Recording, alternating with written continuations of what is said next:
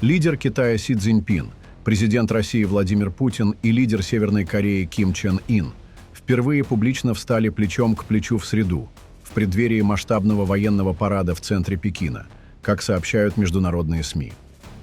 Этот парад, приуроченный к 80-летию победы Китая над Японией во Второй мировой войне, ознаменовался представлением целого ряда новой военной техники, включая новую ядерную межконтинентальную баллистическую ракету, новую ракетную установку для доставки гиперзвукового оружия, новое лазерное оружие и дроны в виде роботов-собак, по данным агентства Reuters.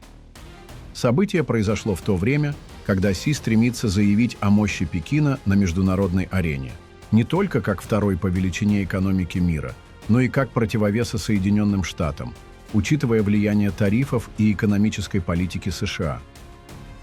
Один из самых запоминающихся моментов парада произошел еще до первого выстрела из пушки. Президент Си Цзиньпин приветствовал Ким Чен Ына долгим рукопожатием, затем поприветствовал Владимира Путина, и все трое вместе отправились смотреть парад.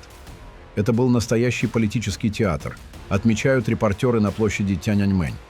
Это был первый раз, когда все три лидера были замечены вместе на публике, и они выбрали подходящий момент для демонстрации единства. Особое внимание привлекла реакция лидера Соединенных Штатов Америки. Дональд Трамп ранее разместил в социальной сети Truth Social Post, обвиняя Си в сговоре против Америки вместе с другими лидерами. Китайский лидер в своем выступлении заявил, что его страна находится на правильной стороне истории, по данным агентства Reuters. Парад продемонстрировал точность, мощь и патриотизм. Хор стоял в идеально ровных рядах, исполняя песню «Без коммунистической партии нет современного Китая». Войска синхронно маршировали. Каждый шаг эхом отдавался на трибунах для 50 тысяч гостей. Затем последовал показ крупного оружия, включая новые межконтинентальные баллистические ракеты, лазерное вооружение и роботов-собак. Парад завершился пролетом самолетов, после которого в небо были выпущены тысячи голубей и воздушных шаров. Это зрелище было не только исторической демонстрацией силы Китая, но и сигналом того, куда движется страна. Си заявляет себя мировым лидером, готовым сотрудничать с ключевыми игроками международной сцены. При этом армия создается с расчетом на соперничество с Западом, отмечают аналитики. Показ геополитической и военной мощи Китая вряд ли удивил западных лидеров. Президент Си давно стремится поставить себя в центр нового мирового порядка, который может заменить разрушающиеся системы, созданные после Второй мировой войны. Особенно тревожит западных дипломатов скорость, с которой Китай заполняет вакуум, оставленный США, и формирует собственные правила международного взаимодействия, где экономическая сила и технологическое превосходство имеют первостепенное значение. Небольшое утешение для Запада заключается в том, что так называемая «ось потрясений» в Пекине не является полностью единым блоком. Некоторые страны продолжают сохранять разногласия с Китаем по вопросам торговли и региональной безопасности, отмечают источники в дипломатических кругах. Тем не менее, экономический национализм и подрывная дипломатия США создают Китаю большие возможности, которыми Си активно пользуется. Вся дипломатия и видимые действия в Китае на этой неделе были направлены на то, чтобы дать четкий сигнал администрации США.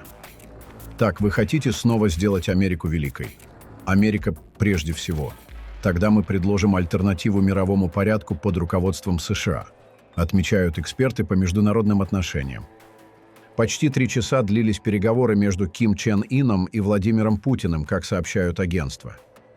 Северная Корея рассматривается Россией как важный союзник на международной арене, обладающий мощной армией, значительными запасами вооружений и ядерным потенциалом. По мнению военных аналитиков, это сила, с которой приходится считаться. И одно из ее ключевых преимуществ – абсолютное безразличие к мнению международного сообщества. Санкции не оказывают значительного влияния на Пхеньян, а сотрудничество с Китаем и Россией позволяет укреплять позиции страны и сохранять независимость во внешней политике. Президент США Дональд Трамп поручил Пентагону подготовиться к сдерживанию сблизившихся России и Китая. Об этом заявил глава американского оборонного ведомства Пит Хексет в интервью телеканалу Fox News. К сожалению, слабость предыдущей администрации сблизила Россию и Китай. Это было ужасное событие, вызванное отсутствием американского лидерства и силы, сказал Хексет. Именно поэтому президент Трамп поручил нам быть готовыми к перестройке армии, восстановлению воинского духа и восстановлению сдерживания. Глава Пентагона подчеркнул, что США не ищут конфликта, но готовность к нему обеспечивает безопасность американцев. Он отметил, что США сохранят свои военные возможности в космосе, в небе, на море, под водой, упомянув в частности систему «Золотой купол», которую, по его словам, Китай не может воспроизвести. Наряду с военным сдерживанием будет использоваться дипломатия. У президента Трампа прекрасные отношения с председателем Си, и он будет использовать это в надежде найти пути для совместной работы, заключил Хексет. Таким образом, события в Пекине и переговоры между лидерами Китая, России и Северной Кореи показывают не только демонстрацию силы, но и стратегическую готовность к долгосрочному противостоянию с Западом. Эти шаги формируют новый вектор мировой политики, где военная мощь, технологические достижения и политическое единство становятся ключевыми факторами глобальной безопасности и международного баланса сил. Ниже приведем возможные сценарии развития противостояния. Первое. Локальная дипломатическая эскалация. Наиболее вероятный сценарий – обострение напряженности через заявления, экономические меры и демонстрацию силы на отдельных направлениях, включая Южно-Китайское море и приграничные зоны. Западные страны будут усиливать экономические санкции и дипломатическое давление, а Китай, Россия и Северная Корея будут демонстрировать единство и готовность к ответным шагам. Второе. Военное сдерживание и демонстрация силы. Возможны маневры, учения и испытания новой техники вблизи стратегически важных территорий. Такие действия будут направлены на проверку готовности Запада к конфликту, демонстрацию технологического прогресса и укрепление внутреннего имиджа лидеров. Третье. Экономическое противостояние и дипломатическое давление. Западные страны могут усилить ограничения на торговлю, финансовые операции и доступ к технологиям. В ответ Китай будет расширять экономическое влияние через инфраструктурные и инвестиционные проекты. Россия – через энергетические поставки, а Северная Корея – через усиление военно-технического сотрудничества с союзниками. Четвертое. Прямое столкновение или ограниченные конфликты. В крайне негативном сценарии локальные вооруженные инциденты могут перерасти в ограниченные конфликты на спорных территориях. Это создаст серьезные риски для мировой экономики и безопасности.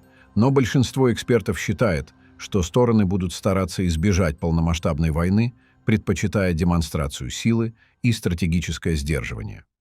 Пятое. Длительное стратегическое противостояние. Это наиболее реалистичный сценарий. Постепенное, многолетнее наращивание напряженности, включающее военные учения, технологические соревнования, дипломатические и экономические столкновения. Такое противостояние может затянуться на десятилетия, формируя новый многополярный мировой порядок, где баланс сил будет определяться не только экономикой, но и технологией, военной мощью и стратегическими союзами. Эти сценарии показывают, что глобальная политика в ближайшие годы будет характеризоваться высокой неопределенностью и необходимостью постоянного стратегического планирования как со стороны Запада, так и со стороны объединенных сил Китая, России и Северной Кореи. В таких условиях каждая демонстрация силы, каждый дипломатический шаг и каждая военная инициатива приобретают значимость далеко за пределами локальных конфликтов, формируя новый баланс сил в 21 веке. Пишите ваше мнение в комментариях и подписывайтесь на наш канал, чтобы не пропускать самые важные и актуальные новости мировой политики.